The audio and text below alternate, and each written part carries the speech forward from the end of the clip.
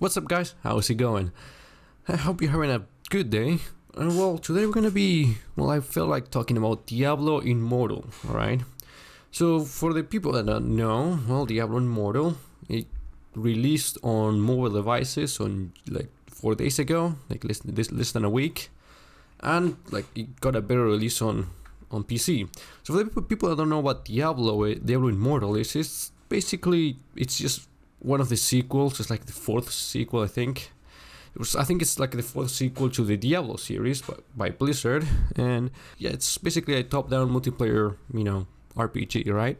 I know that most of you will know the Diablo series, and I know that most of you will know that, hey, like Diablo 1, 2, and 3 were very famous, and I also will know how infamous Diablo Immortal is, and I want to talk about it. Well, first I want to, introduce, like the history of it, alright?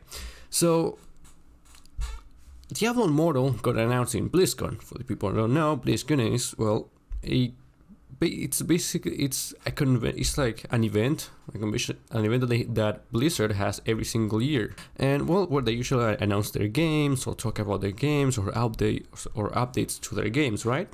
And it's very rare. In fact, I can't think of any other game company that has like their own event for that. So it's their event. They always announce the stuff there, and it's fun. People they do contests, costumes, whatever. It's fun. It's really nice. You can buy merch, etc., etc. You can get in-game items for going there, and it's a very nice event. And as you can tell, it's filled by people that love people that love the games that Blizzard makes. Because it's their own event. It's not like E3 where everyone goes there. It's only people that play Blizzard games. And I don't remember exactly what year was in BlizzCon 2019 or 2018 that the game got announced. So they were announcing a lot of the games. Everyone was sitting there, just being like, oh my god, what is Blizzard going to announce? Because if you need to remember that back then, people really liked Blizzard back then. And they were announcing games, they were announcing everything, and then these guys show up and said, Diablo Immortal, and everyone was like, oh my god, it's a new Diablo game. Because like I said, Diablo games, it's like a sequel. It's like there's already been like 3 sequels to the Diablo series, alright, and before Diablo Immortal. So people really liked those games, and so people wanted a new Diablo game for a long time, because it's a game that it was a series that was kind of abandoned, but also teased at the same time that, hey, something's coming, alright? Whenever it happens, people were incredibly fucking happy, and then it said on mobile, and it's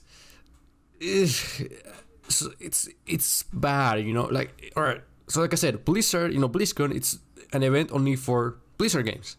And Blizzard announced their game, Diablo Immortal. And that it's bad whenever, in your own event, people that go there to watch you, to talk about you, because they like you, they like what you do, they like the games that you do. It's bad whenever you announce a game and they are all like, oh no. Like, it's just bad whenever you announce a new game and no one fucking claps, because that's what happened. And because of that, the reaction of the guy that was presenting the game at the time on stage, and he said something that became a meme, which is don't you guys have phones? He said it in a way like, come on guys, don't you guys have phones? Oh, come on, it's just a game, shut up, you guys don't know anything, alright? Because Diablo has been a PC-only game for, basically every single other release before that. So now they released it on mobile only. Keep in mind, Diablo Immortal is technically PC, but they didn't announce it before. Whenever they announced it, they said it's a mobile game only. So everyone was like, I don't know, man. And of course, then a guy showed up, one of the fans said, another meme, is this an out-of-season April Fool's joke? No, is this an out-of-season April Fool's joke? And of course, everyone laughed, you know. And it's like I said, it's bad whenever your own event, whenever you're announcing a game, you're on top of the stage, and people are like making fun of you, making jokes out of you, just laughing at you, not with you, and then they don't clap whenever you announce something. Like, it's bad. Or like I said, this was before Blizzard was, you know, had a lot of the shit happening, you know, the lawsuits, the harassments, the bad games, before, you know, World of Warcraft got really bad, before every other game just was kind of abandoned. And, you know, this was before that, so it's not like there was anything before that would have caused them to react like this. It was the fact that it said on mobile, and everyone hated that. Like I said, a lot of shit happened to Blizzard, like I've covered it, alright?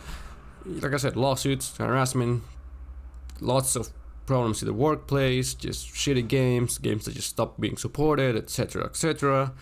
And, well, it released, basically, like I said, a few days ago. I wasn't even paying attention because I was like, who cares? And keep in mind, I have never played a Diablo game, alright? I know how it plays because I played similar games. I know I played games that were inspired by Diablo, but I've never played Diablo, alright? I've seen people play it. I've seen streams, I've seen gameplays, I've been with people when they were playing on their own computer. I was next to them, but I never played it myself, right? Even though I played the same genre, the same type of game. I don't have, you know, I don't have an emotional connection, you know, with the game series. I don't have an emotional connection with the Diablo series. And even I felt betrayed whenever I learned about some of the things that I did with the game. So like I said, first, it's on mobile. It's the beta, it's going to be on PC too, because, you know, fans were not happy. But, you know, so that's a good thing.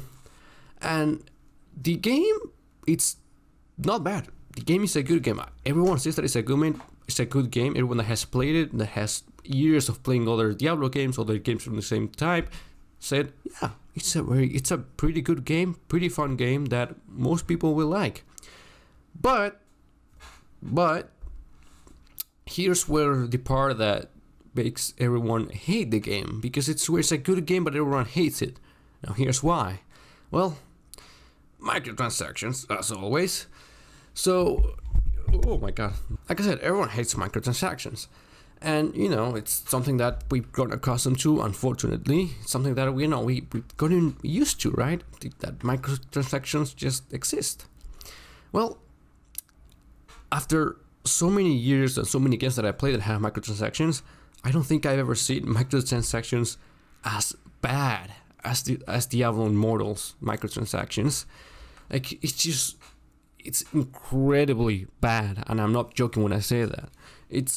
It feels like they had more people working on how to take advantage of their own customers, you know, with microtransactions in the development team, than the actual people who were developing the game. That's how it feels like. Like you have games like FIFA, you have, you know, games like Call of Duty, all the games that are, you know, other EA games, you know, The Sims 4, whatever, with all of those extra things that you had to pay for. And, you know, that's on here. Well, Diablo Immortal is like here. It's horrible. It's really fucking bad. And, well, of course, people didn't respond well. And people started investigating, and, well, apparently it's in order to level up one character, you know, if you want to pay for it, it will cost you 100 and over, because apparently this is an underestimation, over $110,000 to maximize one character if you wanted to pay, you know, through the game, right? You can, like, actually pay through the game. I'm not joking. It's not like you can, you know, buy a boost or buy, you know, a level or buy, you know, some things. You can literally just pay for almost everything. You know, you can pay, you know, to get a boost to the level, to get a boost through a specific dungeon, through dungeons, to get a specific boost for when you kill something, to get a specific boost for this, for that, to get gear, to go there, to go there, etc., etc. And to, like, of course, I know there are some mechanics that are kind of paywalled, and it's just insane because, you know, you pay once, you know, you can pay the first time for, you know, $1 for, you know, a very big boost, and then it's $2, it's $3, $4, and $6, and $8, and $10, and $20, and like that, and it just continues piling up, and that's how you get over $110,000, and it's a very long game, right? So you can pay for a lot of things.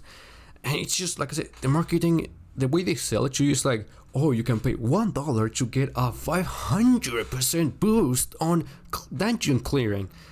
And then you pay for it. It's kind of the same thing. And then you can buy it another 500% for $2 this time.